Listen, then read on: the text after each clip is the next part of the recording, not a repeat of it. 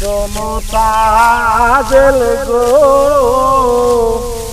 মন না জেনে প্রেমে মোজনা। বড় ভাই ঈদের ভাব আইসে গেল যে কাম শেষ করলি কাম আর কত করব।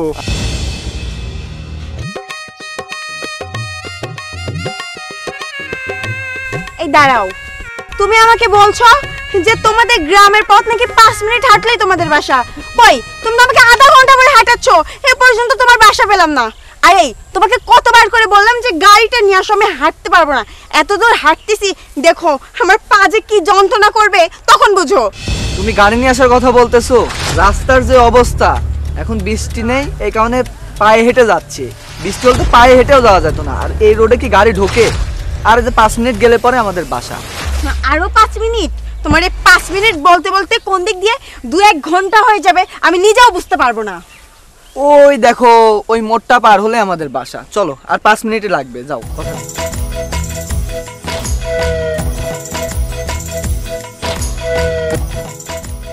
তুমি বন্ধু আমার চির সুখে থেকো, আমি একা সুখে দুঃখে ভেসে যাব। বকুলের মতো ঝরিয়া মরনা, তুমি বন্ধু আমার চির সুখে থেকো। বড় ভাই আর মাথায় কুলিচ্ছে না, ওঠো। কাশিলি যাবো। হ্যাঁ কাশিলি যায়, কাছে আবার লোকে চলে যাবে। চলো বড় ভাই আসো। আজ কি মনে করো যে রাতুল ভাই আমার না কয়েতে চলে আসলো, যে খবর দেওয়া লাগে না একটা? রাতুল, এই ছোট লোকটা কে? এই ছোট লোকটা এত বড় সাহস তোমার নাম ধরে ডাকতেছে। আর দেখো পোশাক আশাকে কি নোংরা, মাঠ থেকে উঠে এসে সে নোংরা হাত দিয়ে তোমাকে টাচ করতেছে, আর তুমি কিছুই বলছো না। আর বইলো না, এসব চাষাদের একটু ভালোভাবে কথা বললে পরে নাম ধরে ডাকা শুরু করে, গায়ে হাত দিয়ে কথা বলা শুরু করে। রাতুল, রাতুল তুই আমাদেরকে চিনতে পারতিস না? এটা বড় ভাই, এটা আমার বড় ভাই, আর আমি তো তোর মেজো ভাই। তুই চিনতেছিস না? শহরে ছিলি মেলা দিন তো, ওই জন্য মনে ঠিক পাচ্ছিস নি। আমার বস সামনে আমাকে এভাবে অপমান করতেছেন কি আপনারা? রাতুল মানে তোর এই ভাষা, মানে তুই কি করছিস আমরা তো কিছু বুঝে উঠতে পারতেছি না। তুই এত ইয়ার কি শিখেছিস শহরে থাকি, তাই না?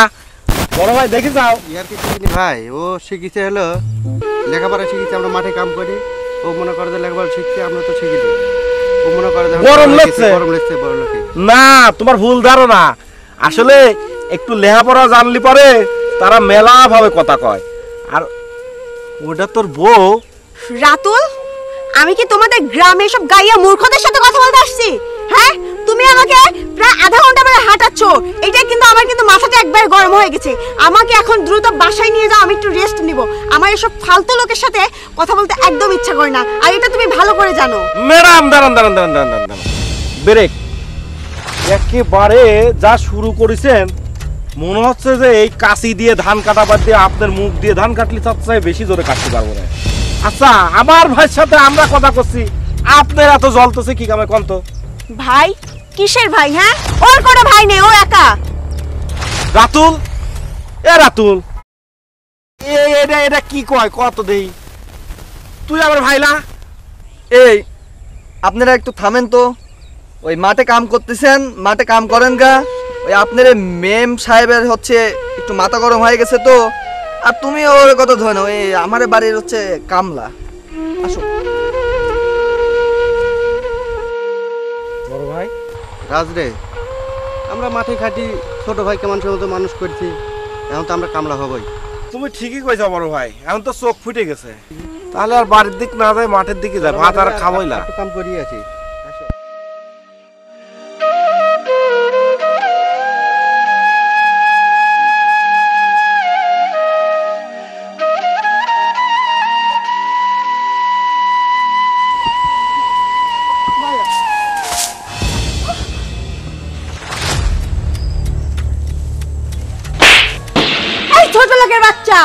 তোর সাহস কি করে হলো তুই আমার পায়ের উপর ধানের আটি ফেলছিস?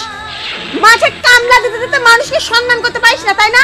রাতুল, মানে আমি কি হয়েছে? কি হয়েছে দেখো, আমি ফোনে কথা বলতে বলতে এই জায়গায় আসলাম, আর এই কামলার বাচ্চা, ছোট লোকের বাচ্চা আমার পায়ের উপর এসে এই ধানের আটি ফেলছে। আমি একটা চড় মেরে দিছি। কি করছো তুমি? তুমি চোর মারছো? হ্যাঁ মারছি তো। আরেকটা মারা উচিত ছিল।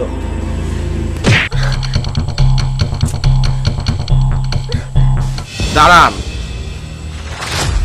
এই হাত শুধু এই ধানের নরম গাছই কাটে না, মানে শক্ত কিছু কাটেও অভ্যাস আছে। এই কাজ করতে করতে হাতে এমন করা পড়ছে, যদি এই হাত দিয়ে এই চরের প্রতিশোধ একটা নেই তাহলে 7 দিন অজ্ঞান হয়ে পড়ে থাকবেন হসপিটালে। যে কাজ করলেন, আমি এবারের কামলা, ওই যে আরেকজন ছিল ধানের আটি ফেলে রেখে গেল, ওটাও কামলা, আর এটা হচ্ছে এই বাড়ির মালিক। আচ্ছা ছোট সাহেব,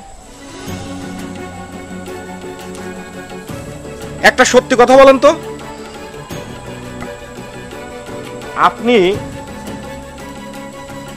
কি কখনো এই মাঠে ঘাটে কখনো গেছেন, একাটি ধানের চারা গাড়ছেন বা কাটছেন? মনে পড়ে? পড়ে না। এই হাতটা দিয়ে কখনো এক গ্যাস খ্যারও ধরতে দেওয়া হয়নি, কষ্ট পাবে বলে। এই সাহেব তখন এই 3-4 বছরের একটা বাচ্চা, মাঠে গেছে শখ করে এই কামলার খাবার নিয়ে, একটা ধানের আটির সাথে বেঁধেও পড়ে যায়, চিৎকার দিয়ে উঠে ভাইয়া বলে।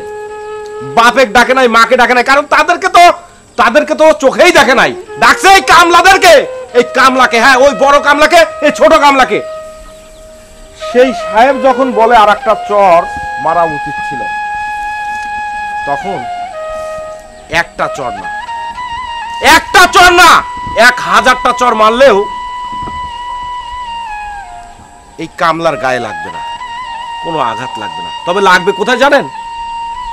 লাগবে তো এই ভেতরটা, এই ভেতরে যে আঘাতটা পাবো না আমি, এই আঘাতটা কাউকে দেখাতে পারবো না, কাউকে বোঝাতে পারবো না, এর যন্ত্রণা কত বড়। না, মারেন না, আর একটা মারেন না। ছোট সাহেব, বাবা মা হারাইছেন তো অনেক দিন হলো, মনে পড়ে না এই কামলার হাত দিয়ে আপনার মুখে খাবার তুলে দিছি? ভুলে গেছেন? ভোলারই তো কথা। কারণ মানুষ আস্তে আস্তে যখন বড় হয় তখন তার স্বভাব চরিত্রের পরিবর্তন হয়, কেন হবে না? আজকে নিজের বউকে দিয়ে বাড়ির কামলাকে মার খাওয়াচ্ছেন। আরে কামলা হলো তো আমরা মানুষ, আমাদের তো রক্তে মাংসে গড়া শরীর, হ্যাঁ আমাদেরও গায়ে ব্যথা লাগে।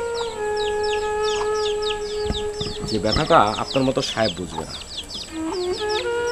আজকের পর থেকে আপনার বাড়ির কামলা আমরা আর করব না, লাগবে না, টাকা তো নেই না, পেট ভাত তো।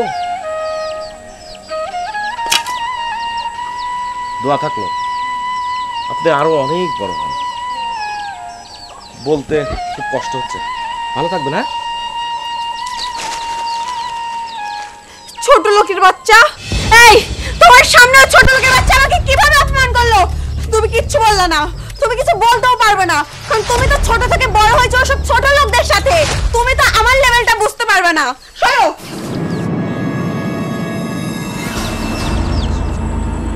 তাহলে তাই করি, চলো, আর কিছু করার নাই। ভাইয়া, ছোট সাহেব, ভাইয়া তোমরা আমাকে আর লজ্জা দিয়ে না। ভাইয়া আমি তোমার না জানায় বিয়ে করি বিশাল বড় ভুল করে ফেলাইছি ভাইয়া। ভাইয়া আমার শ্বশুর আমেরিকায় মেলা বড় ব্যবসা করে, আমি আখিক সত্যি মিথ্যে কয়ে বিয়ে করেছি। এখন সে যদি জানতে পারে যে আমার ভাই চাষা, আমি এত গরিব ঘরের চাওয়াল, এটা জানতে পারলে সে আমাকে কোনোভাবে মাইনে নেবে না। এই ভয়ে আমি পরিচয়টা দিইনি ভাইয়া। কিন্তু ও যা শুরু করেছে, তোমার যেভাবে অপমান করতেছে, তারপরে আমি দেখলাম উকলে আমার এই বাড়িতে থাকা হবে না নে। ভাইয়া যা করেছো ভালোই করেছো। তুমি আমাকে মাফ করে দাও না ভাই। রাতুল, তোর বউ আমারে যা কয়েছে তা আমরা মাথায় নিইনি। পাগল, কত বোঝাটা নেই, আর এ তো সামান্য একটা চর থাপ্পড়, এটা আমরা মাথায় নিইনি। সমস্যা নাই, আমরা দুই ভাই সিদ্ধান্ত নিয়েছি এই অর্থ সম্পদ যা আছে সব কিছু তোক দিয়ে তুই আরো বড় লোক হ। আমারে দরকার নাই এই অর্থ সম্পদ। আমরা যে কোনো জায়গায় কামলা দিলে প্রতিদিন 500 টাকা হাজিরি পাবো না কি বড় ভাই? ভাইয়া তুমি আমাকে মাফ করে দাও ভাই। না, কোনো মাপ না। যে ভাই তার বউকে বলে থাপ্পড় একটা কেন আর একটা দিতে পারলি না, সে ভাইকে ক্ষমা করতে পারি না। যে ভাই বলে এটা আমার ভাই না কামলা, সে ভাইকে ক্ষমা করতে পারি না।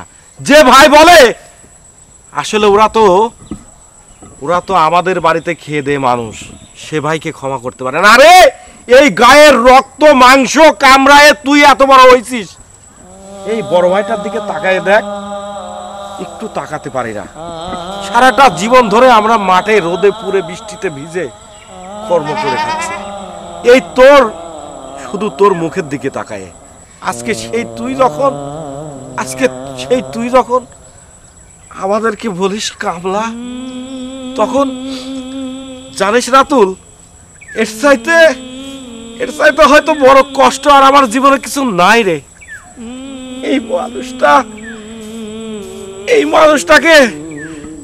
মানুষটাকে আমরা কোনোদিন সম্মানটুকু দিতে পারি নাই। আমার এই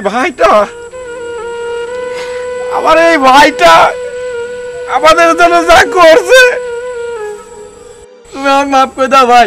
আমি আর জীবনে এরকম ব্যবহার করবো না, আমার ভুল হয়ে গেছে ভাই। বড় ভাই তুমি একটু মাইজুন ভাই বোঝাও না ভাই, আমি আর এরকম ভুল কোনোদিনও করবো না ভাই। আরে পাগল, তোকে ফেলে যাব কোথায়, কেনই বা যাব?